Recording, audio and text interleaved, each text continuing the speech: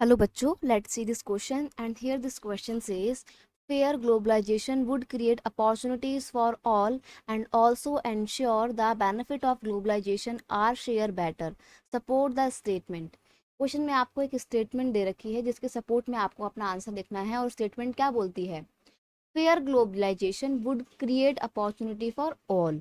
अगर ग्लोबलाइजेशन को हम फेयर तरीके से अडॉप्ट करते हैं तो इससे सभी के लिए अपॉर्चुनिटी क्रिएट होंगी and it will also ensure the benefits of globalization are share better. और अगर हम फेयर तरीके से ग्लोबलाइजेशन को अडॉप्ट करते हैं तो ना सिर्फ सबको अपॉर्चुनिटी मिलेंगी बल्कि सबको बेनिफिट भी होगा इस ग्लोबलाइजेशन का। तो आपको इस स्टेटमेंट को सपोर्ट करते हुए अपना आंसर लिखना है।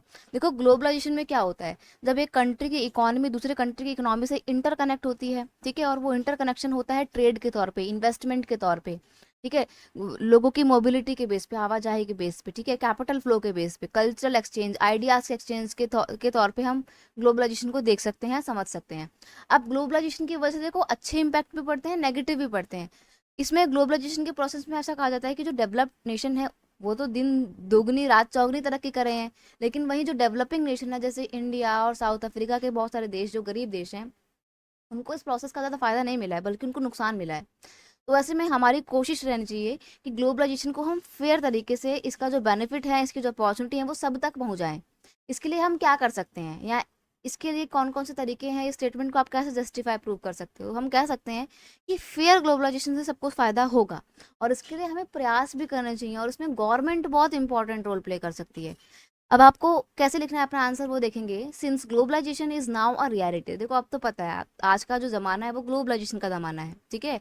Fair globalization would create opportunity for all. अगर हम फेयर तरीके से इस ग्लोबलाइजेशन को अडॉप्ट करते हैं तो ये सबके लिए अपॉर्चुनिटी क्रिएट करेगा। The government can play a vital role in making this possible by following ways. अब गवर्नमेंट ही है जो कर सकती है कि ग्लोबलाइजेशन को फेयर तरीके से अडॉप्ट करे, ठीक है। अब कैसे कर सकते हैं गवर्नमेंट फेयर ग्लोबलाइजेशन को अडॉप्ट। सबसे पहली बात, government policy must protect the interest of not only the rich and powerful but of all the people in the country। जो गवर्नमेंट की पॉलिसी है वो कुछ इस तरीके से बनाई जाए कि वो सिर्फ और सिर्फ रिच एंड पावरफुल पीपल का ही इंटरेस्ट, पावरफुल लोगों का ही इंटरेस्ट की रक्षा ना करें but all the people in the country, बल्कि देश के सभी नागरिकों का खास ख्याल रखें। क्योंकि देखो क्या होता है ना, आज के टाइम पे भी अगर हम ग्लोबलाइजेशन की बात करें इंडिया में, तो जो रिच लोग हैं उनको तो फ़ायदा मिला है ग्लोबलाइजेशन का, लेकिन जो स्मॉल वर्कर्स हैं, स्मॉल प्रोड्यूसर्स हैं, वो बेचारे बड़े नुकसान में आए हैं इसकी वजह से। तो गवर्नमेंट को पॉलिसी ऐसी बनानी चाहिए कि सबको एक समान फ़ायदा मिले। क्योंकि ग्लोबलाइजेशन की वजह से इनकम अनइक्वालिटी बहुत क्रिएट हुई है, तो गवर्नमेंट को इनकम इक्वालिटी को कम कर, अनइक्वालिटी को कम करके इक्वल इनकम की इक्वालिटी स्टैब्लिश करनी चाहिए। Government should ensure that labour laws are implemented properly and worker get their due share. देखो ग्लोबलाइजेशन के प्रोसेस में वर्कर को तो बड़ी मार पड़ी है, बहुत हिट हार्ड हुए हैं वो। तो ऐसे में गवर्नमेंट को करना चाहिए कि वर्कर्स के काम के लिए जो उसने लेबर लॉ बनाए जाते हैं उनको ठीक से लागू किया जाए, प्रॉपरली इम्प्लीमेंट किया जाए, ठीक है, और वर्कर्स के राइट्स का वायलेशन ना हो, इसको भी इंश्योर करने के लिए गवर्नमेंट को कमेटियां भी बनानी चाहिए। तभी तो ग्लोबलाइजेशन का फायदा ना सिर्फ वर्कर को मिलेगा, मतलब ना सिर्फ उनके ओनर को मिलेगा बल्कि वर्कर को भी मिलेगा, ठीक है। Government should be ready to negotiate at WTO for ensuring fairer rules. यहाँ पे डब्ल्यूटीओ का मतलब क्या है बेटा, वर्ल्ड ट्रेड ऑर्गेनाइजेशन।